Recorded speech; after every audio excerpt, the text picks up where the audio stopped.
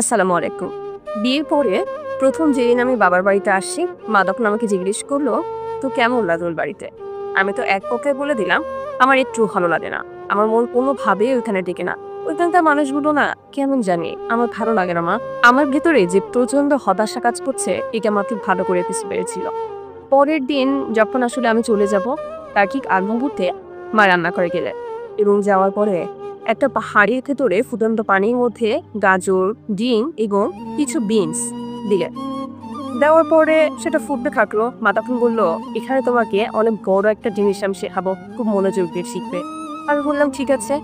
আমি তাকিয়ে দেখছিলাম। হঠাৎ করে মা বলল, আচ্ছা তুমি বলো তো, আমি এখানে কি রান্না করছি বা এই হাঁড়ির ভেতরে আমি কি কি দিয়েছি, কি করতে চাচ্ছি আমি। তখন আমি বললাম, মা তুমি এখানে সেদ্ধ করছো, গাজর দিয়েছো, ডিম দিয়েছো আর কফি বিন দিয়েছো। মা তখন বললেন, এবার তোমাকে বলি, দেখো এখানে গাজর, ডিম এবং কফির বিনস এটা কিন্তু তিন ধরনের জিনিস এবং আমি একই পাতিলে এটাকে সেদ্ধ করতে দিয়েছি। গাজর দেখো মোটামুটি কিন্তু শক্ত, ডিম একদমই হালকা আর কফির বিনস গুলো অনেক শক্ত। কিন্তু দেখো যখন আমি এটা গরম পানির ভেতরে দিলাম এবং একসাথে এগুলো সেদ্ধ করতে দিলাম, তখন গাজরটা হালকা নরম হয়ে গেল আর ডিমটা শক্ত হয়ে গেল আর কফির বিনস গুলো সুঘ্রাণ হয়ে পানির সাথে মিশে গেল। এখন বললেন, এখন আমি তোমাকে যেই কথাগুলো বলবো ঠিক এই একই কথাগুলো আমার মা আমাকে বলেছিল। তোমার জীবনে কতখানি উপকারে আসবে এই জিনিসটা আমি বলতে পারবো না, তবে এই কথাগুলো আমার জীবনে অনেক বেশি উপকারে এসেছিল। ক্ষণ থেমে বললেন, তুমি যদি তোমার স্বামীর বাড়িতে অনেক শক্ত বেশে যাও, তাহলে না প্রতিকূল পরিবেশে তোমাকে ঠিক গাজরের মতো নরম করে ফেলবে। আর যদি তুমি নিজেকে অনেক নরম ভাবে উপস্থাপন করো, তাহলে আঘাতের পর আঘাত আসতে আসতে তোমাকে ঠিক ডিমের মতো শক্ত বানিয়ে ফেলবে।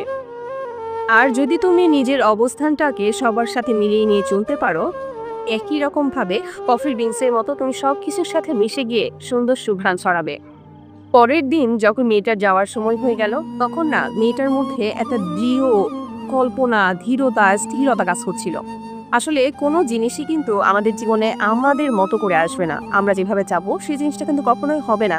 কিন্তু এই একই জিনিস আমরা যদি ভালোবেসে সহমর্মিতা দেখিয়ে আদায় করে নিতে পারি, তাহলে কিন্তু সবকিছুই আমাদের কন্ট্রোলে চলে আসবে। কিন্তু আমরা যদি প্রথম থেকেই চেষ্টা করি যে ওই জায়গাটা আমার ভালো লাগে না, আমি ওখানে কিভাবে ম্যানেজ করব, এই জিনিসটা যখন আপনার ভিতরে থাকবে, তখনই কিন্তু আপনি আসলে মন কখনো ওই জায়গাতে আপনি রাখতেই পারবেন না।